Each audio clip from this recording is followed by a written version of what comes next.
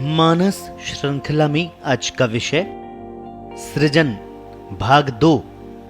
हर व्यक्ति के 3 धरातल है, आदि दैविक, आदि भौतिक और आध्यात्मिक।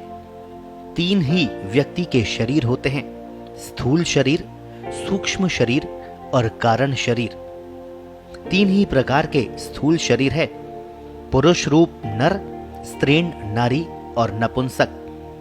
सृष्टि यज्ञ चलता है संवत्सर के आधार पर, अतः अग्नि सोम रूप नर नारी ही इसके हेतु बनते हैं।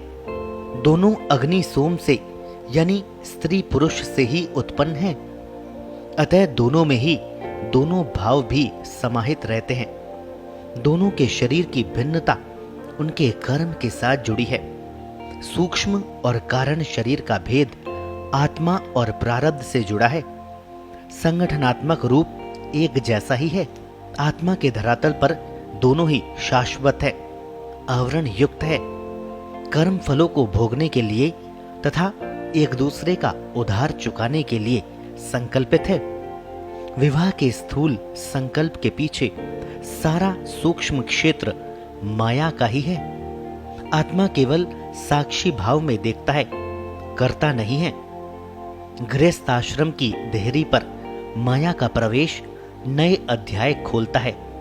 ये लक्ष्मी स्वरूप अपना घर बार छोड़कर आ रही है, वहां का उधार वहीं चुका दिया। शरीर तो जड़ है, ये जड़ रूप लक्ष्मी पुरुष की चेतना को जागृत करने आई है। सूक्ष्म का कार्य ही उसका लक्ष्य है, प्रकृति रूप है। स्त्री का आत्मा भी पुरुष है और पुरुष का आत्मा भी पुरुष है। माया के कारण ही उनका जीवात्मा रूप है। दोनों के शरीर अग्नि सोमात्मक है। फिर भेद कहाँ है? पुरुष भाव में अग्नि की बहुलता से वह प्रसार सूचक है। स्त्री सौम्य होने से संकुचन की प्रतीक है। अग्नि विक्षेपण करता है, सोम ग्रहण, संग्रहण और पोषण करता है।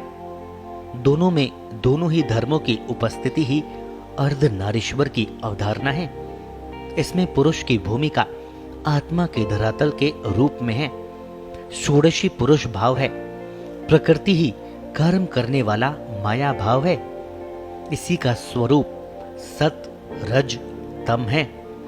गति और आगति माया के ही स्पंदन है। पुरुष में या तो पुरुष भाव प्रबल हो या स्त्रीण भाव, और स्त्री में स्त्रीण प्रबल हो या पुरुष भाव, इसी पर माया का कार्य प्रतिफलित होता है। माया की 5 कलाओं में कला, विद्या तथा आसक्ति भाव मुख्य है। काल और नियति प्रकृति के व्यापक भाव है। स्त्री पुरुष के स्थूल व्यवहार का आधार है और उनके भावों की बहुलता। माया स्थूल शरीर के आकर्षण में बांधकर कार्य शुरू करती है। सृजन सारा सूक्ष्म धरातल पर करती है। वह पुरुष के स्वरूप को वैसा बना देगी जिसमें वह स्वयं लीन होना चाहती है। पुरुष में यह विशेषता तभी आ सकती है जब उसका स्त्रीण भाव शक्तिशाली हो। आवश्यक नहीं, स्त्री ये कार्य एक जन्म में ही पूरा कर ले। अतः कहावत चल पड़ी कि या तो 7 जन्मों का बंधन है, प्रवृत्ति से निवृत्ति की ओर, निर्माण से निर्वाण की ओर विकल्पहीन मार्ग देती है। आंचल में है दूध संतान रूपी स्थूल देह के पोषण के लिए, वह भी तो उसी का सृजन है। और आंखों में पानी उस श्रद्धा का स्वरूप जिससे वह मूर्ति को आकार दे रही है, जिसमें स्वयं डूब जाना चाहती है। आत्मविश्वास यही है कि सारा कार्य स्वयं अपने बूते पर बिना किसी अपेक्षा भाव के, न लौटने के संकल्प के साथ, बिना स्वयं की चिंता किए, अपने विश्वास का ही प्रतिबिंब वह अपने पति में देखती है। कितना स्वरूप बन पाया, कितना आग्नेय भाग तरलता को प्राप्त हो पाया। किसी के दुख के प्रति करुणा जागृत हुई अथवा नहीं, जीवन भर व्रत उपवास करके इसी कार्य की पूर्ति की कामना करती है। अपनी उम्र का शेष अंश उसी के नाम कर देना चाहती है। स्थूल दृष्टि से गृहस्थी में संग्रह भी करती है, संकुचन भी उसके स्वरूप में रहता है। कामनाओं का कहीं अंत नजर नहीं आता। ममत्व का राग रूपी आसक्त भाव जकड़े रहता है और उसी में विराग का उत्कर्ष छिपाए। उसके अलावा अन्य कोई स्त्री पति के मन में वैराग्य पैदा कर ही नहीं सकती। सारे शास्त्र इस बात के साक्षी है कि हर बार असुरों को पराजित करने के लिए देवी शक्ति का आह्वान किया जाता था। इस जीवात्मा को भी असुर प्राणों के जाल से मुक्त करने में शक्ति रूपा पत्नी का मुख्य योगदान होता है।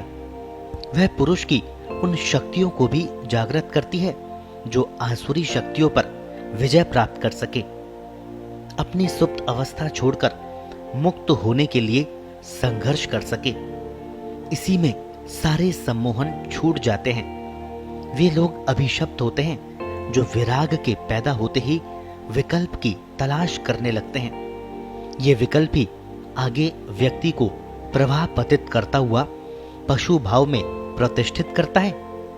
यहाँ सृजन नहीं है, सद्गुण की संभावना भी नहीं है। यहाँ तो कर्म भी ये सोचकर किए जाते हैं कि ईश्वर इनका फल नहीं दे, वरना नई मुसीबत हो जाएगी। वर्तमान काल में नारी का रूपांतरण हो रहा है। पुरुष अपनी जगह कायम है, भौतिक जगत दोनों के लिए बदल रहा है।